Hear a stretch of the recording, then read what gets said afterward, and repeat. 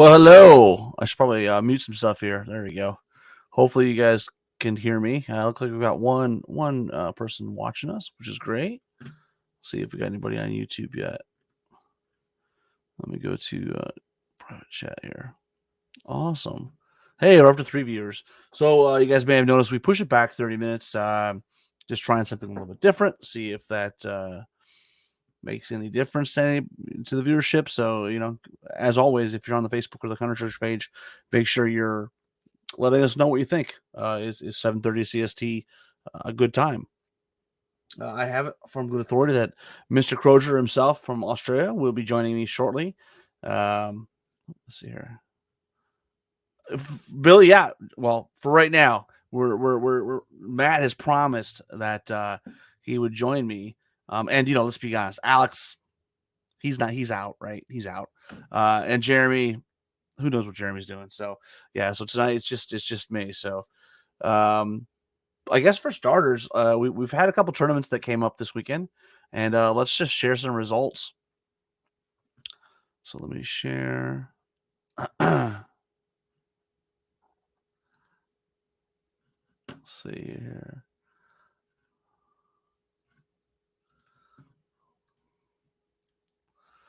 And I don't know how well you're going to be able to see this, but this is Circle of Iron that happened in Alabama just this weekend. So relatively, just a little bit, just a little ways ago. So looking at the, that's actually the pairings from last time. Leave it to the freaking Southeast to never post their shit like normal people. Sometimes you just have to shake your head and go, okay, all right. So Sean Williams came out of retirement and actually took it out with Empire Dust. So that's interesting. Hey, there he is. There's my cohort. I was getting worried. I was like, oh man, am I gonna have to do this by myself? Nah, sorry, man. Was in a meeting and then my microphone wasn't working. I was like, I can't log in with my microphone not working. No. So what I was just sharing with the audience is that we did have Circle of Iron here in Alabama this past weekend. It had 16 players, and we had a a Southeast player that's kind of been retired. He kind of was taking a break from Kings of War, I think, presumably because he got tired of getting his ass kicked by Jeff O'Neill on a weekly basis. So but then it turned out he wasn't any better at Age of Sigmar. So he's back. And he's back with a vengeance. So that's good. That would be Mr. Sean Williams, who played Empire Dust this weekend. So Empire Dust took it out. That's interesting. Yeah. And then Jeff O'Neill, I'm assuming, played Goblins and came in second. Patrick Justice. Last time I played Patrick, he was playing Twilight Kin, so I would expect the same. And then they had best painted was Drugatti, who's got the Brox and guns. Dwarf Army. And then Nathan Clevenger winning best sports is an interesting. That's good. It's Are you saying he's normally a bad sport? No, he's usually a good sport, but I like that Mike put in here worst sport, Nathan Clevenger. So and then countercharger was Ryan Johnson. So again, I was just lamenting the fact that the Southeast guys are a bunch of dumbasses. They can't ever post this stuff like normal people. Like I don't know why I have to go to a Facebook page to find it, but it is what it is. I don't know. Is this a common thing for you guys? It is tough, I think, with all these random groups, right? Yeah. You see some people, they'll post to their local group but not post to the national group, and or they'll It is. It is a bit like that. Yeah, but I guess we don't have as a complex, masters thing as you guys as well. So, yeah.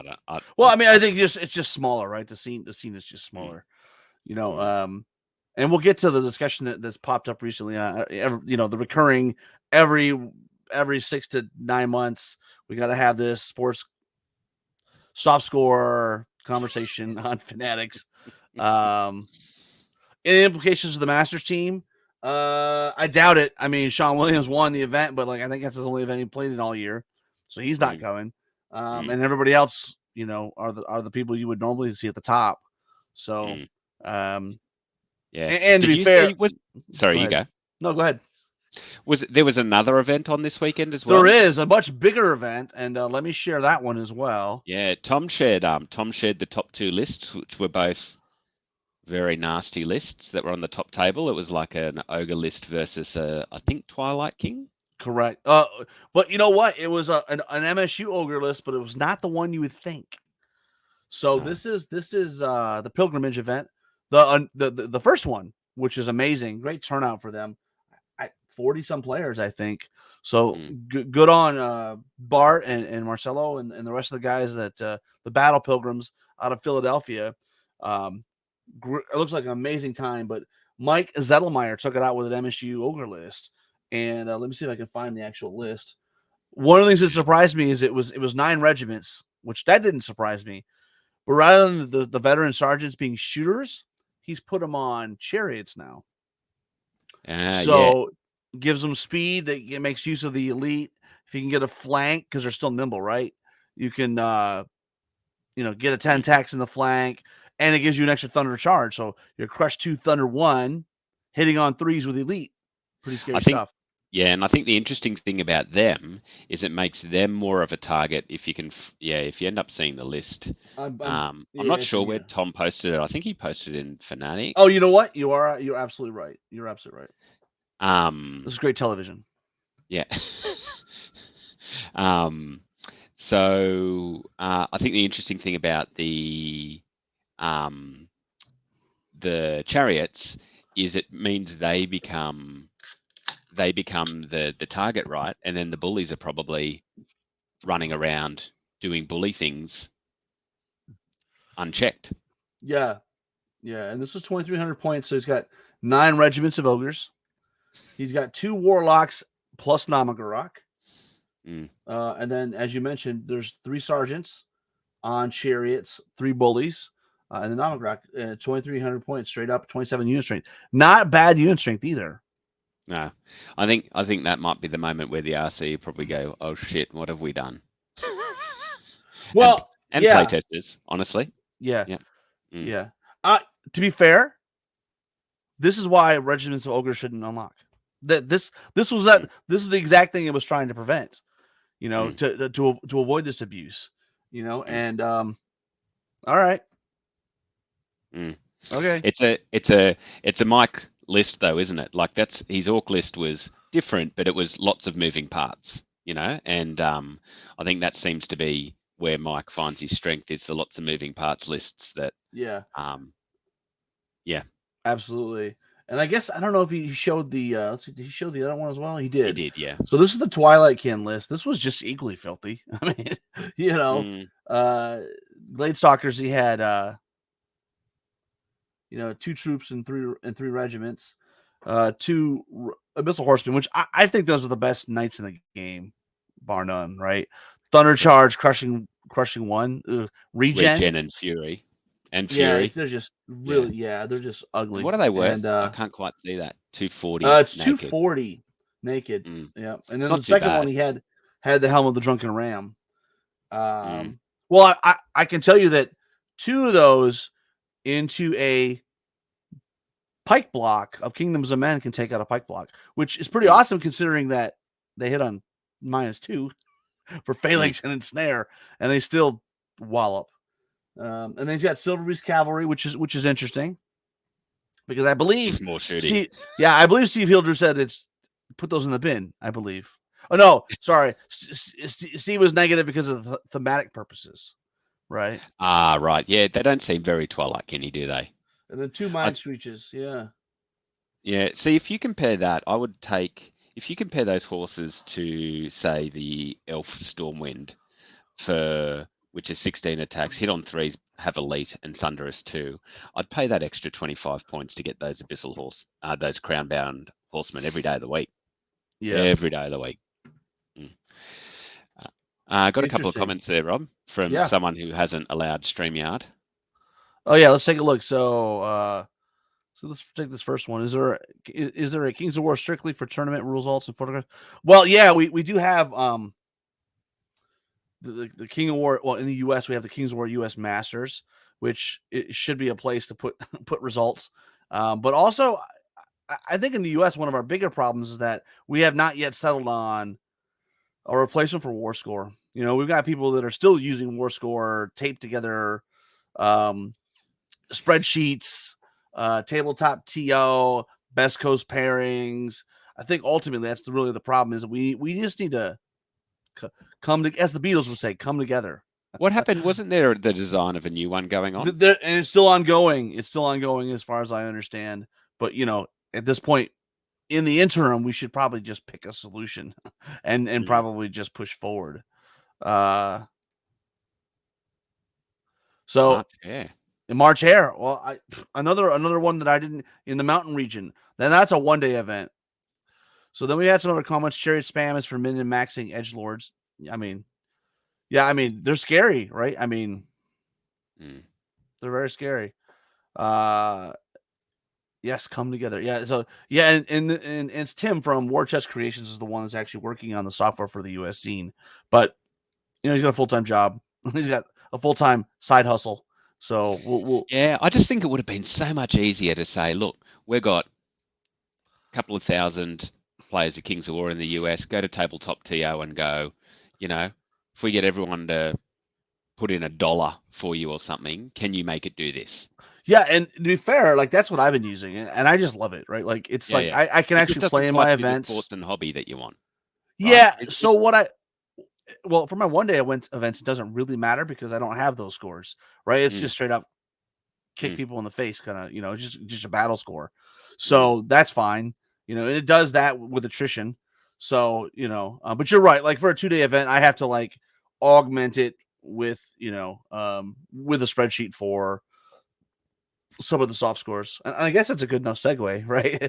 We've had the inaugural conversation that we have every so often pop up on Fanatics about soft scores, and we've had the same people voice the same exact opinions that they've had for a long time.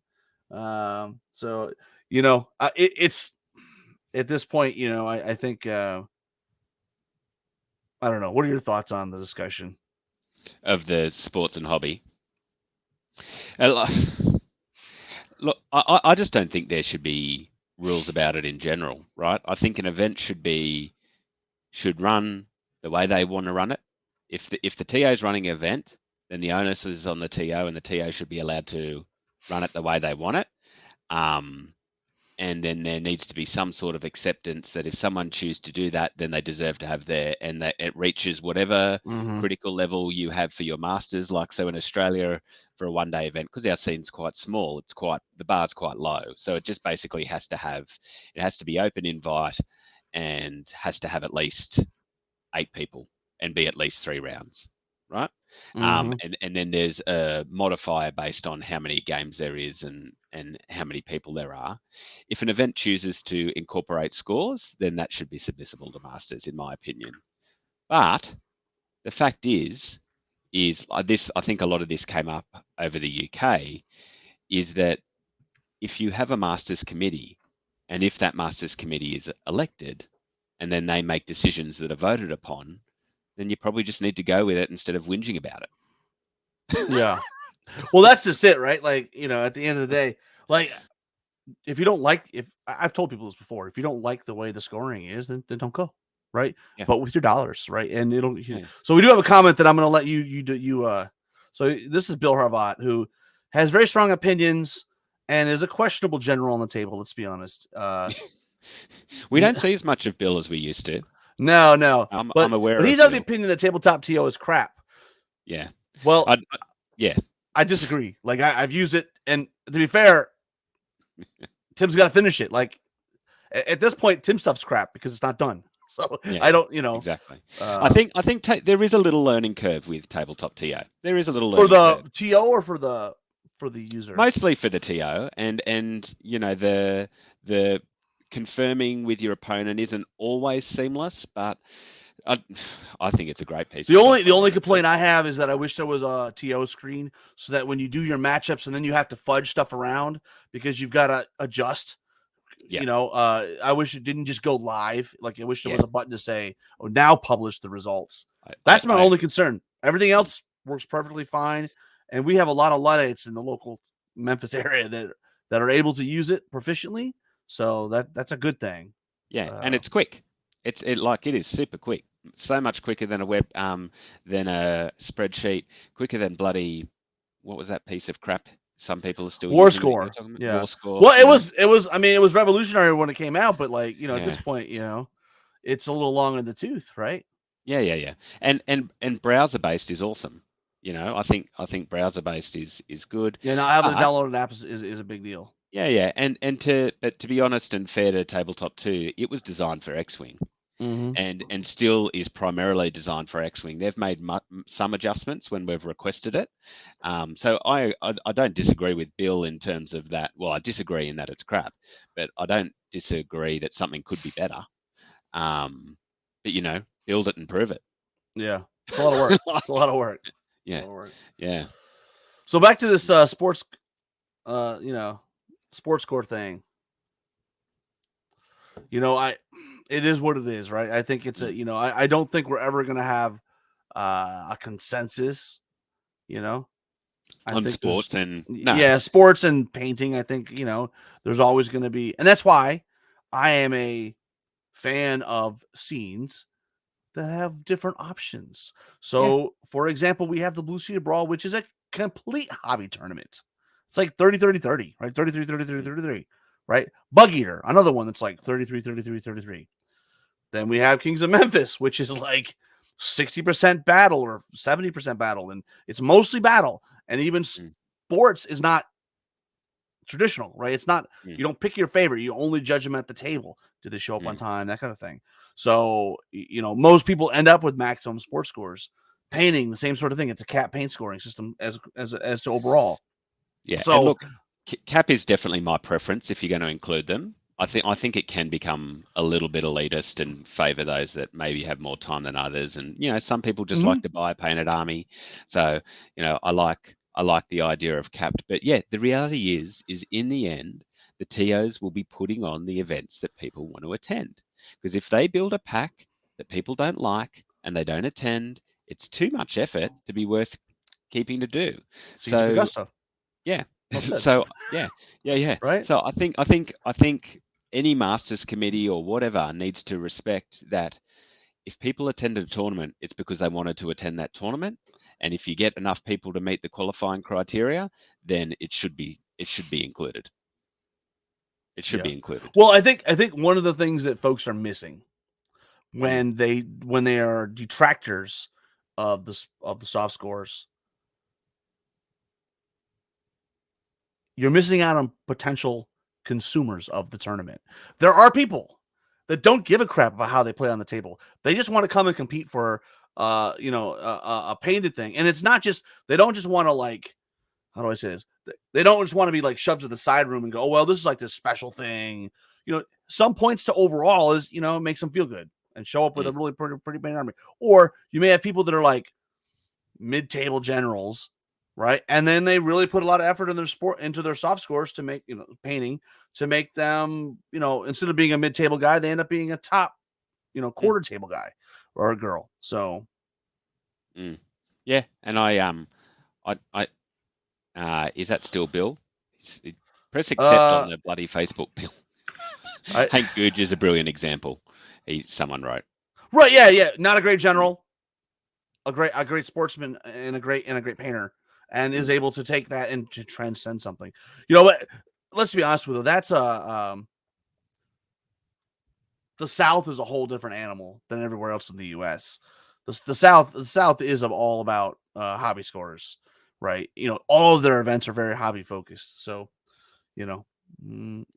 which is not a bad example because they're also some of the toughest players in the country. Right. Well, they also win. They've won every single regional, best region at Masters, and have had a couple of the U.S. Masters. Actually, have they had a U.S. Master, or have they just won best region? I'm trying to think. No, yeah, the first one, Patrick Allen was, obviously he was from there. So, but yeah, and so was the guy who made Brad who made McKay. McKay, yeah, he's from there as well. So I have a little bit brain fart, but yeah. So I think that it's fun to read the discussion. but it would be interesting if I don't know, like it's the same voices. Like David J. Kosek. I get it. You don't like soft scores. I get it. Yeah, and I think the point is everyone always speaks on these things, right? Like their opinion is gospel. Dude, it's just an opinion. It's not a Well, fact. and then like when people like literally like David, I mean, no offense to David, but been to one tournament in his entire life Yeah, of Kings of War that I'm aware of. So yeah, like, okay, bro, I get it. You don't like it. yeah. And it's not unlike the points discussion, right? I Mm-hmm. don't think most of it comes down to opinion. You like it one way, you like it another way. Is it strictly, is your opinion strictly supported by facts? Probably not, right? Um, so, does having hobby scores grow the community better? I don't think we can say that it does for sure because Australia's growing and the vast majority of tournaments don't have that. Mm-hmm. Um, so I, I think it's You know, just all opinion, and I think TOs should just be allowed to run the tournament they want and have that yeah. accepted. Yeah, I do think though there's a couple things there's one thing that always gets you fired up is when there's a charge of gatekeeping. It's like, oh, you're just gatekeeping. I'm like, well, I mean, I guess I guess there is some truth to that. If in that by including soft scores, we're trying to avoid having our scene look like X-Wing, Mm. where you have a tournament of 300 players, And you have a and cut. after the first round, 100 quit, right? Mm. And I think that's probably detrimental more than anything. Mm. So I don't know. That's not. 100%. I think if you look at gatekeeper in, you can look at it in a negative and positive light. Each Mm-hmm. TO is essentially a gatekeeper for their scene, right? That's a true And for point. that event, because you're writing the tournament that you wanna run. So you Yeah. are the gatekeeper for your own tournament. If we choose to boot people out, like all Australian tournaments have booted out Charlie Davey and Gilbert Carnick, yes, Those that's guys are some, gatekeeping. but those guys are some wankers. They deserve to be. Yeah, They yeah, yeah. deserve it. But, Yeah. but that's gatekeeping Yeah. still, right? Yep, it is. We But it's a chose not positive to. thing, Yeah, right? yeah. We I think chose not because to have what you're those doing is dickheads as you're. part of the scene, you know. Yeah. Exactly.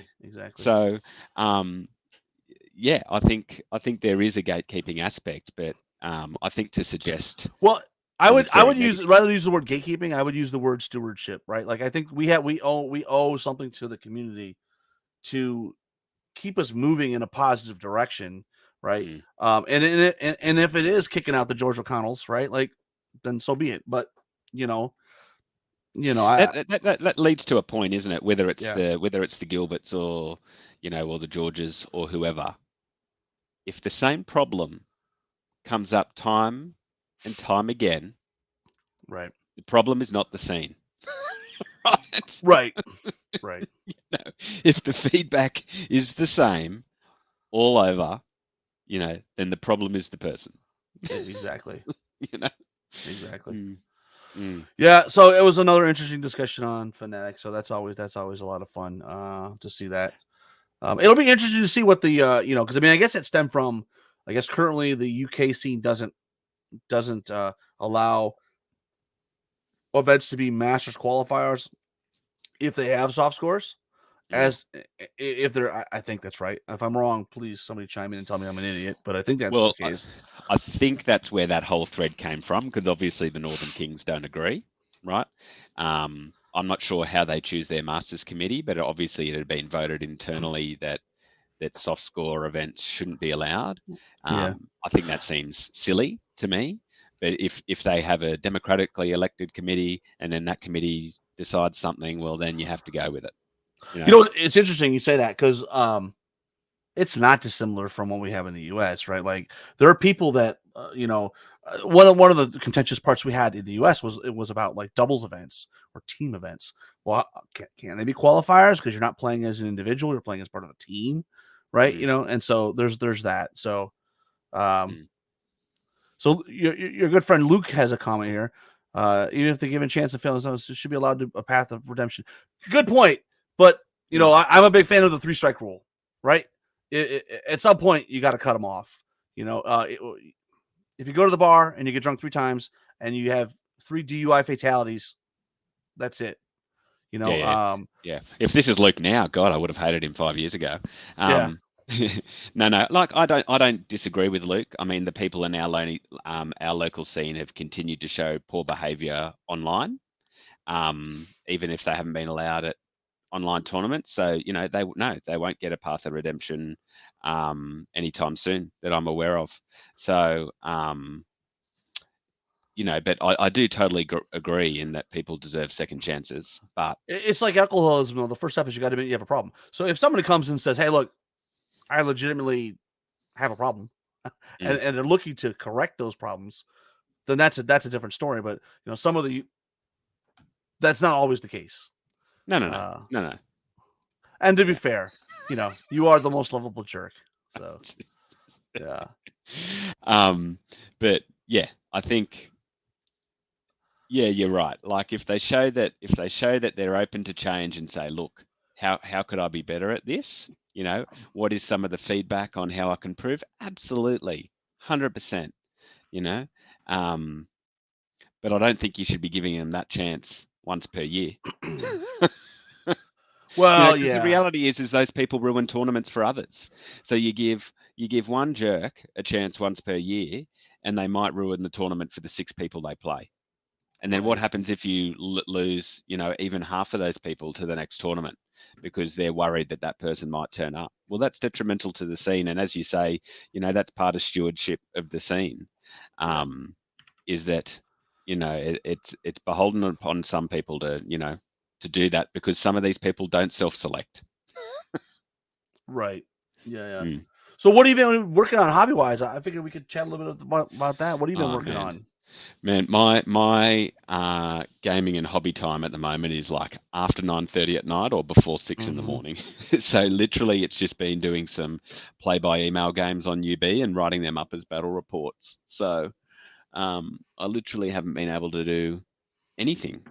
Mm. Um, but your Armada terrain's looking sweet. Yeah, thanks. Let me see if I can zoom in here Yeah. a little bit. So I started this last a week ago Friday, and I was just trying to use scraps that I had in the garage. So I had some foam and stuff, and um, yeah, I think it came out okay. I still have to do some sandbars, you know, Mm, just some very low sandbars. I don't have all I have is a 1/4 inch MDF thick, mm. and so I want some thinner stuff, and so I'll have to go pick some of that. They look nice and representative islands. They'll go really well on. Do you have the official mat? Do you? I do. I have the Yeah. neoprene mat and stuff. Yeah. So, and I Yeah. also used I used both the cardstock terrain from the set plus Hmm. from Black Seas to make the islands. So I Yeah. like Nice. used them to trace them out. So basically, what I did was I made 3 large islands, 5 small islands, and then a couple of and then a few rocky outcroppings. And if you haven't seen it, I went back to the drawing board and I used a lot of techniques that there's a gentleman down in your area, Rubbish In, Rubbish Out, now changed his name. He's got a different company, Night Games. Night. He makes a lot of MDF terrain, but he's in Australia. Um, Oh, and let me see. I'll put a link to it in I'll the be show checking note. it out. Yeah. Um. So yeah. Oh well. While you're looking for that, I've had some stuff turn up. So finally, my acrylic bases turned up because they were on back order. So I'm going to get my base and fleet based finally, because I couldn't be bothered doing my own bases. And then these turned up, which I'd forgotten I ordered. So my Basilian Flyers pack. Have Awesome. you? Yep, and a Dictator. Yeah. So this is the gentleman. I So think his name is Mel. He has another channel now, but Rubbish In, Rubbish Out's been around for like 10 years. I've I never heard of wanted, him. huh? I've Oh, never heard of him. he's amazing, dude. So he had some stuff that I watched maybe like 12 years ago, 10 years ago, where he was doing a dystopian wars table. And what I really like about it is if you go back and look at the terrain, the rock facings, there's no hot wire here. The Yeah. rock facings are used. You just take a metal ruler and you just run it across the expanded polystyrene, and it like it just breaks away and rips and tears into that rocky Yeah. formation. And then I just used a bunch of sandpaper. I think Paul Collins is right. That could be Knights of Dice now. Yeah, that's it. Nice and nice. You got Yeah, it. because that's Vivek? That's it. Is that Vivek? That's Is that it, his name? Vivek. That's Yeah. it. That's it. Yeah. Yeah, I love his videos. If you haven't, his old channel's still there. So if you Yeah, right. haven't watched, amazing stuff. Amazing stuff. Yeah, they do some sweet terrain too now. Yeah. Yeah. Yep, some MDF stuff. So to answer the question about this stuff, this is all polystyrene on top of MDF. And then, after it's painted, I'll have to see if I have a picture of it not painted or not flocked and everything yet. I Because was you might going be to able say, how do you get I mean, the flock coverage is really good on that. Is that just So I just took PVA and then took a paintbrush, wood glue, covered it, Mm. and then took a sieve and just took the flock and just flocked it over. It's not static grass, so it's flock, or sometimes That's called fucking fine good. turf. Yeah, it's from a company called Scenic Express. And there's a couple different colors. Let me see if I can find a picture of it without the flock. You can kind of get a better feel for. Let's see here. But yeah, this was like probably the most satisfying train to me in a long time because the scale is so different. Like, Mm. they're gonna be big on oh, they're map. huge. Yeah. Well, like, and like you're gonna be able to like have like one island, right? Like, and I've designed it so that I have enough for 2 or 3 tables, right? Like, they're not. It's not all going on one table, because that would be just crazy. Let's see here. Yeah, that's another good question from Chuck. Do you spray it after with like a matte varnish or anything to hold it down? Like a clear coat? Yeah, so the flock on top glued down. Then I took matte medium 50-50 with water in a spray bottle and just douse the whole thing. And that's what it basically seals it. I've been letting it dry since Friday night, and probably this week I'll go back with just probably some cheap matte spray, just to try to but I've already sprayed like the desert and stuff. And actually, I'll show you this picture. Let me just bring this picture over. So hopefully you guys can see this. This is what it looks like, or what it looked like before any flocking or anything, right? Also, this is before I realized I did not like the color of the sand. So I redid all the sand because I was like, oh yeah, this looks like garbage. But you can just basically see like along the edge, I just built up texture, right? And this is all cork. So it's sand along the edge, and then pieces of ripped cork. You can buy it from Army Painter. They come in different sizes. Even like these big pieces are cork as well. And I just, for the bigger pieces, I use CA glue and just glue it down. And then I painted it. Dry brush the edge, painted the top brown, painted, and then gray, like two color grays and white. And then once that's done, spray the whole thing with a clear coat, and then go to town with the flocks because there's flocks, then there's some like stuff called super turf, which you make the bushes out of.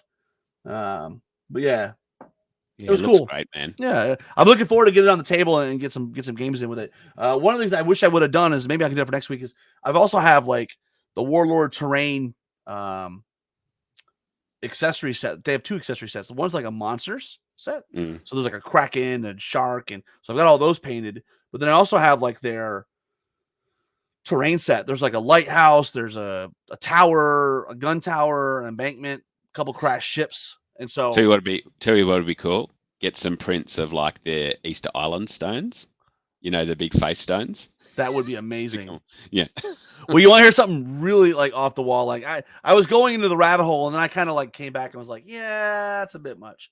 I was looking for 1/750th scale trees, and I found them. They actually make them. So Chuck, both. I've got like a lighthouse that I can put on one of the islands. I've got a couple like castles, a couple gun emplacements. Yeah, it's gonna be pretty epic. But you're right, these things are huge, like maybe 6x8, the big one. And you guys remember, like if you go within 2 inches of the shore, you get stuck. So that's like a really big like area like in the map. That's so it's it's the only way I'm gonna be Kyle. I gotta have ships run aground, and then I can just stand there and pound them once they're aground. Yeah, or just have such big islands that it creates a narrow channel that he has to go. Exactly. Yeah. But yeah, they if you haven't looked at the Warlord game stuff, they make some really cool accessories, and I say seven. So I think Armada is around 1 to 750. I think the Black Sea stuff is slightly smaller scale, because obviously you would argue that the Mantic stuff is epic scale. It's heroic, right? It's heroic Black Seas, and so it's slightly bigger ships. So I'm excited to get some more to the table. And now that I've got terrain, I'm ready to roll. And my next big project is I've got in the back of the picture there. I have to I got to sort. I've got a bunch of terrain that's it's a hot mess. I just need to go through and sort it out. Got some stuff like I'd be embarrassed. Like at the last one day, I brought a table that I was like, this is terrible. Like I wouldn't even let Matt play on this. I was like, ugh.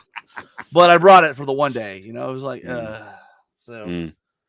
What do you know? So you nothing. You have no hobby progress at all. No hobby. I've got some stuff undercoated. But did I tell you guys about the dream I had about coming to Lone Wolf? Holy crap! No, you didn't tell us this. Yeah, I did. Where'd you get stuck? I had this dream the other night that I was trying to come to Lone Wolf, right? Now here I am on the plane.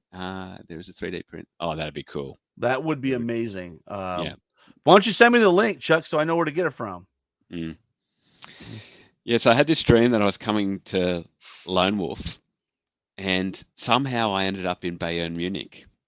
Like I got off, and then I've driven to this place, and then even though I don't know him, I don't know if you keep a track of I don't think you keep a track of UB, but there's this Russian guy Sergey on there, and he met me there, and I'm like, what the hell are you doing here?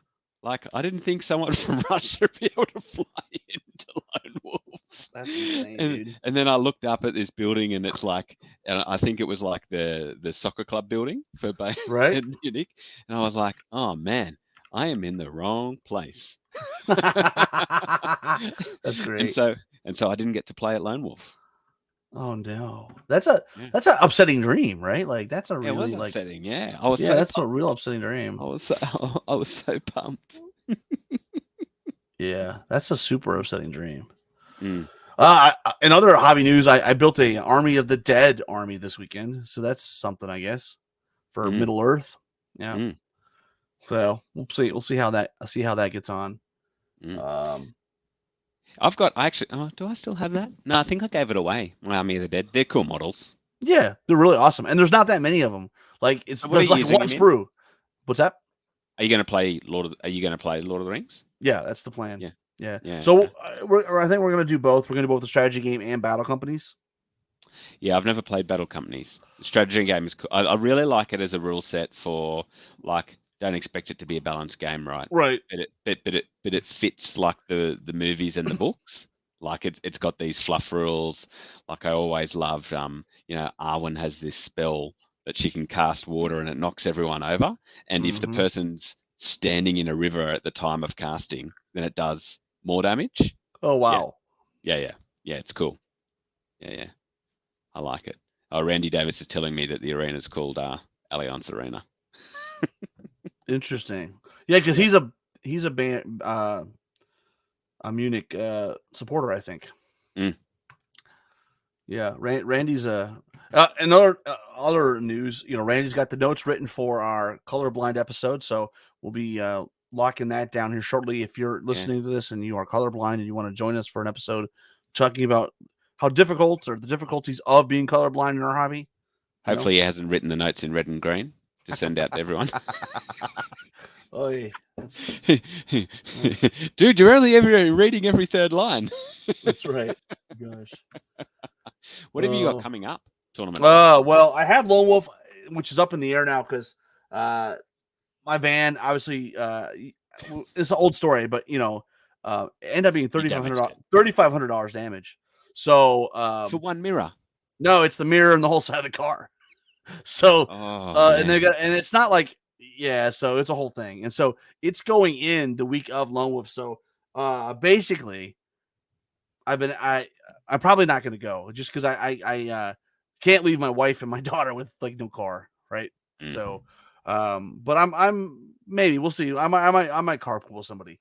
And then after that, I don't know. I guess the next thing is Kings of Memphis in June. So Mm. that might that So Lone Wolf is what weekend? April 9th and 10th, I think. So it's a Okay. couple weeks away here still. Mm. Mm. Yeah. But yeah, and then we got Adepticon next weekend coming up, so that'll be True. interesting to see here. Mark Zielinski's, Updates. mm-hmm. Did we get final numbers for Adepticon? It was 33 the last time I looked. Okay. Yeah. Yeah, so it's not terrible. Not too bad. It would be nice if they could get more, but I think coming out of COVID, and it's a double thing, right? It's not just COVID. It's an expensive event, man. Like you gotta commit and you gotta go, and you gotta pay for the event, and then the tournaments on top of that, and that's hotels and stuff are expensive up there. Yeah, expensive in general, or expensive just around that time. Well, I mean, it's Chicago, so it's always expensive. But even like the hotel that I believe when last time I went, you stay in the hotel that the venue's at, it's over $200 a night. So, and I think Steve and Tom Robinson are going over from the UK. Is that right? Yeah, it'll be interesting to see their thoughts on painting scores because as one time Nick Williams made a comment once that I thought was very interesting. He has an army that he might win best painted at a UK tournament, but when he came to Lone Wolf, he was like 15th, right? Like the hobby standard is extraordinarily high. Yeah, I don't think there's any doubt about that for the US. Is that you guys are real primo when it comes to well, hobby. I think part of it is the fact that we drive, right? So we can take big display boards and everything's bigger. But I also think because the overall award is so important, right? You've been doing that for a long time now, so people play for it. Yeah, exactly. Yeah, like I said, I love Adepticon and Bill Harvat, who doesn't know how to share his name with I mean, I loved Adepticon, but at this point, the luster's gone. I don't need to go to Adepticon. There's other really great events in the US that I want to make, time for. Yeah, I'm a bit over at conventions in general, honestly. I've never been a big crowds person anyway, but just now being, and it's just always, I don't know what places like that are, but our conventions are always hot and sticky and gross. Yeah, and I'll still go to, and we'll have NashCon in August, and I'll still go to that. And it's 300 or 400 people, whereas Adepticon's like in the past like pushing 4,000. So I don't mind the HMGS events, Historical Miniature Wargaming Society events. Those are smaller scale and a little bit more financially accessible to me. Adepticon is just I'm kind of over it at this point. But I will say, if you haven't done Adepticon, it is quite the thing, right? I mean, it's to see that many 40K players in one spot is you're like, damn. I mean, wow, it's quite the big event. So, wish them well. I hope they have a great time. I don't know. Adepticon every year it seems to be more and more moving to just being a GW only event. So, I don't know what will happen down the road. As more and more events get moved out of the main hotel to a different hotel. At the very least, I'm glad to hear that Mantic is in the main hotel this year, whereas some of the other companies have been moved out. So at least we survived this year. Hopefully, we can continue to survive a little bit. But yeah. I think my headset's about to run out. Actually, something's beeping at me. Well, I don't really have anything else to say. Really, I think I said what I want to say. Was going to just share a little bit of my hobby update. Yep. We touched base on that discussion. If you want to jump in that discussion about soft scores, by all means, it is still it is on Fanatics. You'll see the same stewards of those opinions that have been the same. A lot of those opinions haven't changed in 4 years, right? Like they're the same opinions. So if you have a fresh take, I'm sure the discussion could use your investment. But at the end of the day, we run the tournaments that we think the people will actually want to attend. Yeah, completely agree. All right, mate. Well, shall we wrap it up? I think so. You want to take us out? Until next time, keep countercharging. Thanks, everybody.